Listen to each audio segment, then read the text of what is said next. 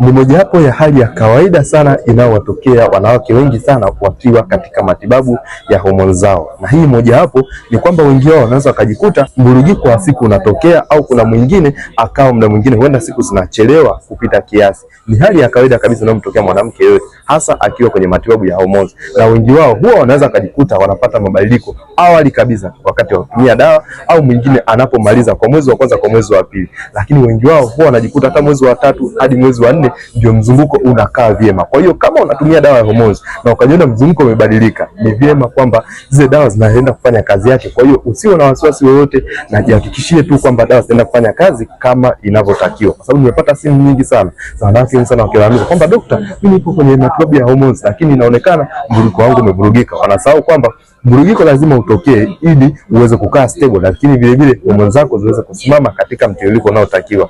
Nipo naye katika safari ya kuitwa mama. Unapitia changamoto za hormones, huenda umetibia changamoto imekuwa ni ya kujirudia, au umetibia lakini unaonekana changamoto iko pale pale. Kuna matibabu ya siku 30 tu kupitia mwongozo sahihi, kupitia dawa ambao umewasaidia wanawake wengi sana, na wewe unaweza kwenda kusaidia moja kwa moja.